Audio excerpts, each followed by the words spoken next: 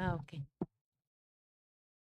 Abran ahí mismo, abran sus Biblias, por favor, ahí en Juan, pero 19:30. Y lo vamos a leer en voz alta, por favor.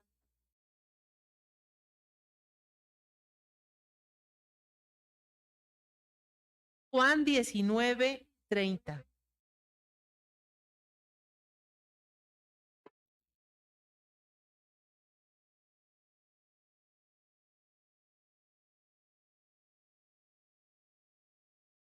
¿Ya lo tienen?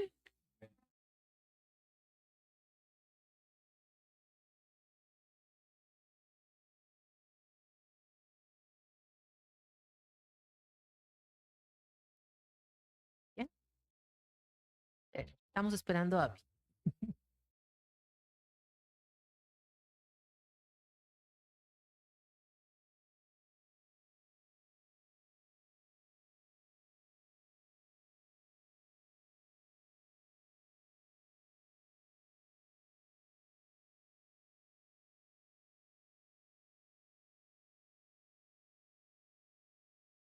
¿Ya? Ok, vamos a leerlo. Dice, entonces Jesús, cuando hubo tomado el vinagre, dijo, consumado es, e inclinando la cabeza, entregó el espíritu. Son las últimas palabras de Jesús. Y podríamos decir, allí se acabó la historia. Todo ha terminado. ¿Por qué?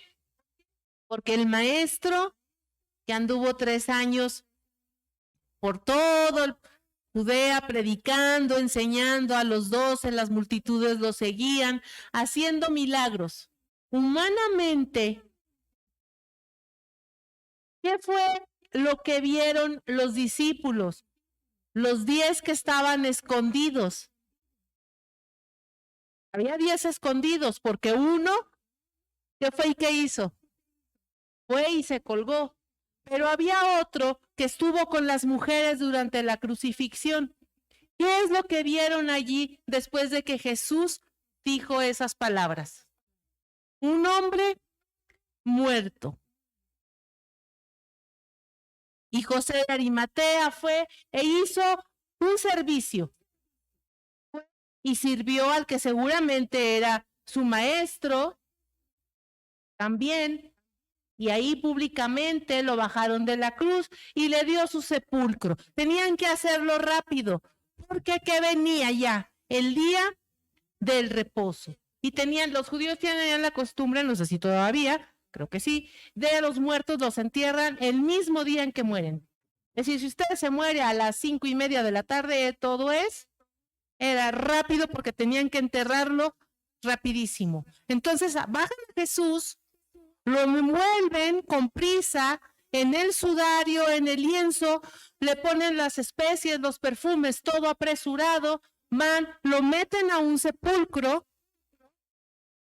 le ponen una piedra, yo no sé si ustedes imaginaban que es una piedrita, no, era una roca que tenía que tapar una puerta. Los fariseos, los sacerdotes temerosos, le piden a Pilatos que ponga sellos y ponga una guardia. ¿Para qué? Para evitar que se robe el cuerpo de Jesús. Fíjense ustedes cómo es curioso. Los que lo crucificaron porque dijo que era de Dios, ¿de qué tenían miedo? De que en una de esas, o si resucitaba, o los discípulos se robaran el cadáver para hacer creer a la gente que el maestro había resucitado. Romper los sellos romanos era penado con la muerte. Y para los guardias que pusieron ahí, para un soldado romano dormirse en servicio, era pena de muerte. Y ahí están. Y en el transcurso del amanecer, en los pasajes que leímos acerca de la resurrección, si ustedes leen las diversas versiones que hay en los evangelios y la completan, ahí van las mujeres antes del amanecer. Aquí solamente Juan nos habla de María Magdalena, porque es el libro de Juan, y él es uno de los 2 que corrieron a ver la tumba vacía. Pero eran las mujeres. ¿A qué iban las mujeres? A servir. ¿Qué nos enseñan desde niñas a las mujeres? A servir. A servir a los vivos, ¿verdad? Pero también a quién servimos después, cuando entregamos a nuestro padre, a nuestra madre, a nuestros hermanos, a nuestros hijos. Servimos a nuestros muertos y ellas van a servir a su muerto porque van en la oscuridad. Si se fijan, nos dice el primer día de la semana. ¿Cuál es el primer día de la semana? El domingo. Por eso nosotros estamos aquí celebrando la resurrección de nuestro Señor. No la celebramos una vez al año, la celebramos todo el año. Todos los domingos nos reunimos y alabamos el domingo, porque el domingo resucitó nuestro Señor. Pero ahí va, nos dice, fue temprano al sepulcro cuando todavía estaba oscuro. Aquí es muy importante que nosotros tomemos eso en cuenta. ¿Cómo estaba? Oscuro. ¿Cómo iban ellas? Iban a embalsamar al muerto. Nos dice que llevaban las especies que se necesitaban. Se le embalsamaban los cuerpos con más de 30 kilos de especies. Aquellos que dicen que Jesús no estaba muerto, que nomás se había desmayado tantito por el sufrimiento y que por eso se resucitó, pues estaban muy mal, porque después de todo lo que pasó, soportar que le pusieran, lo apretaran bien en los lienzos, en lo mucho que le haya, poco que le hayan puesto para embalsamarlo, no lo hubiera soportado un cuerpo. Una persona no soporta todo eso. Es decir, si alguna vez consideran el tremendo sufrimiento físico de la crucifixión estaba diseñada no solo para matar a las personas, sino matarlas en una agonía tremenda. Los romanos eran especialistas en el sufrimiento. Eran unas personas malvadas.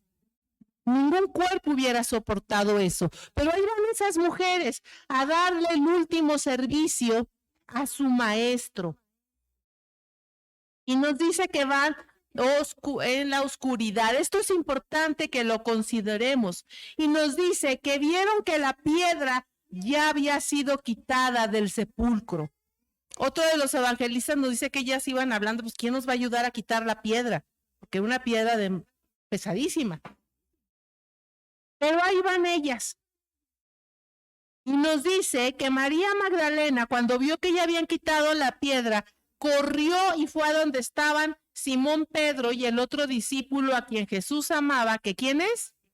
Juan. Van corriendo. Y Juan, que era mucho más joven, llega primero. Es decir, Pedro ya tenía sus añitos.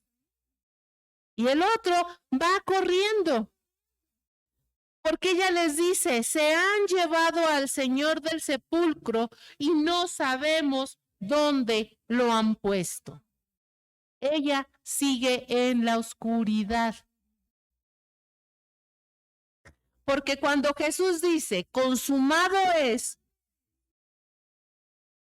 tenemos que entender lo que significa la palabra. Consumado es terminado. Pero también significa perfeccionado. Ellos escucharon, ahí estaba María Magdalena cuando Jesús eso, ¿y lo ha entendido? No, todavía está en la oscuridad.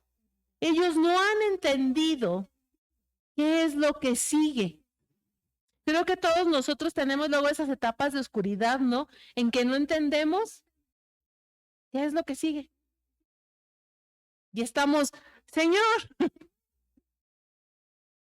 ¿qué sigue? ¿A dónde voy? ¿Qué es lo que viene? Y ahí está ella. Y llegan estos hombres primero y se encuentran las envolturas de lino. Nos dice que Pedro desde afuera vio, asomó y vio que ahí estaban las envolturas de lino acomodaditas. Pero el otro sí entra Por eso puede ver todo con más detalle.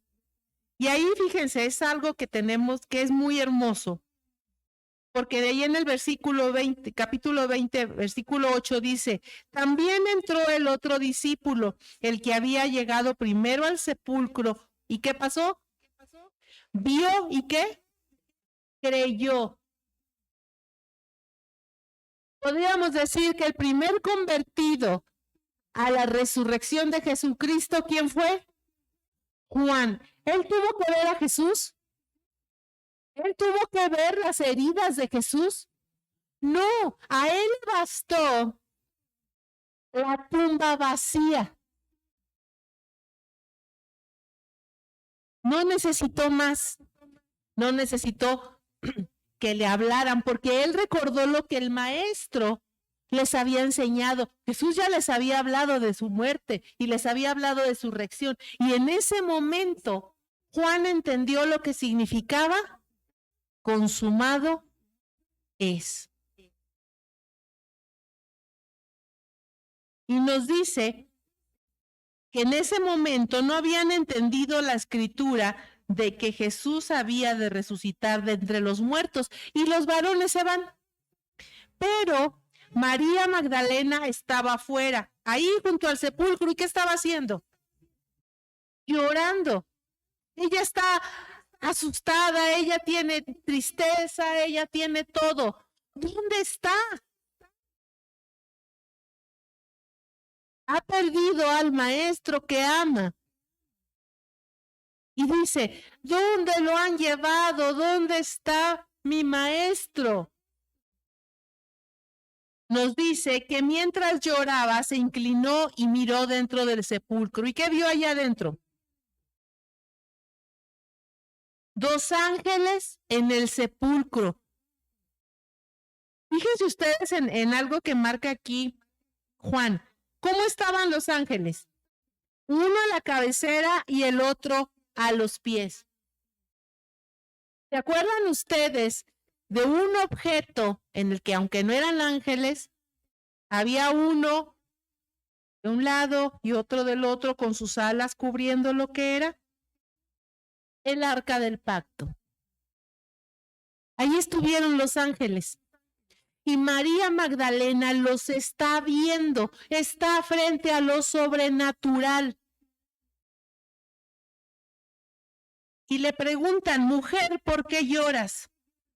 ¿Y qué responde ella? Porque se han llevado a mi Señor y no sé dónde lo han puesto. Es decir, María Magdalena está ahí, frente a lo sobrenatural, tiene a dos ángeles enfrente, los ángeles le están hablando y ella se da cuenta de lo sobrenatural. ¿Por qué? Porque sigue en la oscuridad, porque sigue llorando. Muchas veces nosotros estamos frente al milagro, frente a lo sobrenatural y nuestra humanidad, el aferrarnos a la humanidad, a nuestra carne, ¿qué nos impide ver lo que está sucediendo? Ver los ángeles que están allí. ¿Cuál es la función de los ángeles en la Biblia? A ver, acuérdense, cada vez que se aparece un ángel, ¿qué hay? Hay un mensaje, hay una acción, Dios está moviéndose. Pero aquí está María Magdalena y ella no entiende, ella está, ¿dónde está el Señor? ¿Dónde está el muerto? Porque su humanidad, todo lo que trae, no le permite ver lo que está sucediendo. Y es algo que tenemos que entender nosotros. Hasta que nos dice que ella voltea. ¿Sí les ha pasado cuando alguien no les habla pero sienten la presencia? Ella sintió la presencia y voltea y nos dice que vio a Jesús y lo reconoce. Si María Magdalena lo conocía, ¿por qué no lo reconoce? Porque lo mismo que le impide reconocer que lo que tiene enfrente son unos ángeles, le impide reconocer que el maestro está vivo. Toda su humanidad, la carga que lleva por lo que ha perdido. Y él le habla, fíjense, ella había escuchado a su maestro muchísimas veces y él le habla y ella lo reconoce. No, no lo reconoce. Mujer, ¿por qué lloras? ¿A quién buscas? Y ella todavía le contesta porque lo confunde con el hortelano, con el jardinero. Señor, si usted lo ha llevado, dígame dónde lo ha puesto y yo me lo llevaré. ¿No podemos decir que María Magdalena no amaba al Señor? ¿Lo amaba? Porque miren, una de las manifestaciones de amor que tenemos es aquel que sirve al muerto hasta el final. ¿Cuántos de nosotros nos atrevemos a tocar un muerto? Poquitos, ¿no?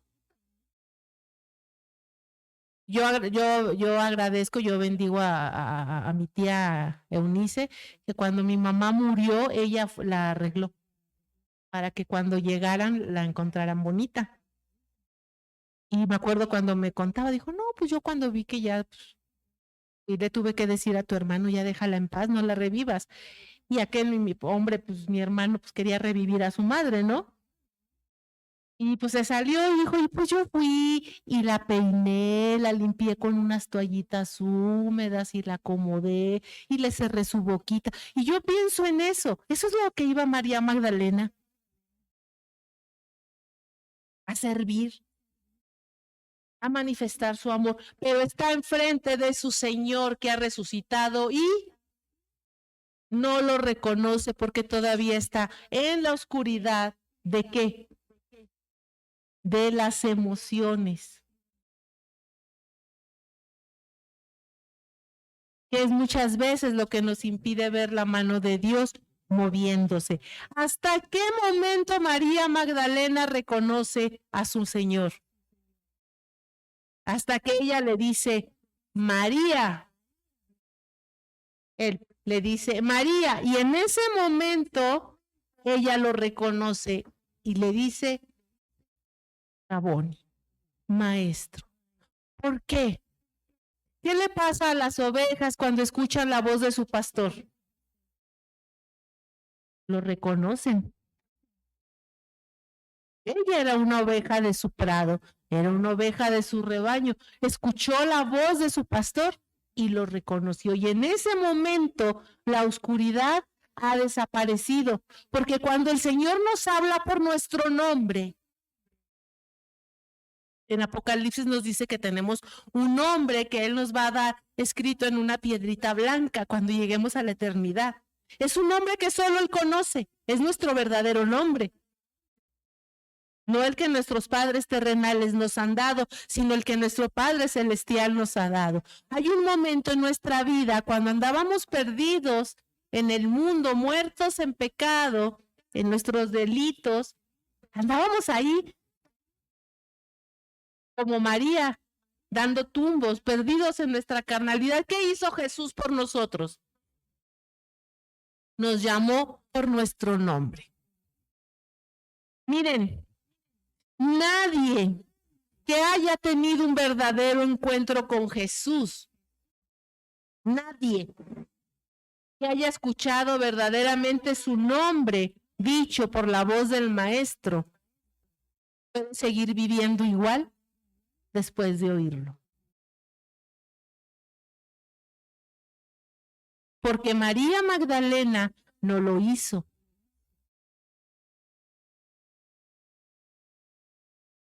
Nosotros tenemos que cuestionarnos, ¿realmente yo he escuchado la voz de Jesús llamándome? ¿O solo estoy pretendiendo y engañándome a mí de que lo soy? Porque si seguimos siendo como los de allá afuera y venimos y el domingo nos ponemos un vestido de santidad y cuando salimos lo botamos porque ay, pues la vida es solo una, ¿no? ¿Y por qué voy a dejar lo que me gusta? ¿Por qué voy a dejar a los amigos que me gustan, pero pues no me convienen? Entonces hay que cuestionarnos porque María escuchó la voz y supo quién era. Y aquí fíjense lo que le dice Jesús. Jesús le dice, suéltame. Quiere decir que ella fue y lo tocó. Piensen ustedes en ese momento, cuando lleguemos a la eternidad y allá en la eternidad nos hallemos a nuestros amados que se han marchado primero. ¿Qué haríamos? Correr y abrazarlos. Fuerte, fuerte, ¿no? Eso es lo que pensamos. ¿Quién sabe qué hagamos, edad? A lo mejor no lo hacemos cuando lleguemos. Pero eso es lo que pensamos. Y Jesús le dice, suéltame. Pero en otra versión, en la Septuaginta, no dice suéltame. Dice, no te adhieras a mí. No te pegues. Adherir es pegarse así, ¿no? Y ¡pum! No te adhieras a mí. ¿Por qué? Porque aún no he subido al Padre. Es decir, el cuerpo de Jesús todavía no era glorificado. Pero vean ustedes lo que le está diciendo más allá de las palabras. No te adhieras a mi material. No te adhieras a qué? A la carne. Porque el cuerpo que ahí tenía todavía Jesús hubiera conocido la destrucción. Y se lo hubieran comido los gusanos, ¿no? A pesar de toda la mirra y todo el incienso que le hubieran puesto. ¿Cuántos de nosotros nos seguimos adhiriendo a lo material en vez de lo espiritual? ¿Por qué amamos más lo material, lo carnal? Y a veces pensamos, ay, hermana, es que lo carnal pues es el pecado. Pero no todo, si pensamos fríamente, todo lo carnal, todo lo material es malo. Es decir, amar a nuestros padres es pecado. Amar a nuestros hermanos es pecado. En la Biblia se nos dice que es un afecto natural, ¿no? Es más, es una de las promesas que hay, que se nos hace, que el corazón de los padres se volverá hacia los hijos y el de los hijos hacia los padres. Es decir, que va a haber un afecto, va a haber una restauración. Porque tenemos que empezar a ver lo que nos rodea, no solamente como lo material que es, sino como que lo espiritual. ¿Cuántas de nuestras amadas cosas carnales, que no son precisamente malas, nos están alejando del Dios? Impiden que lo veamos como es en realidad. María está allí, María Magdalena ama al Señor, va a servirlo. ¿Pero lo puede servir? Es más, ¿Jesús necesitaba ese servicio de María Magdalena?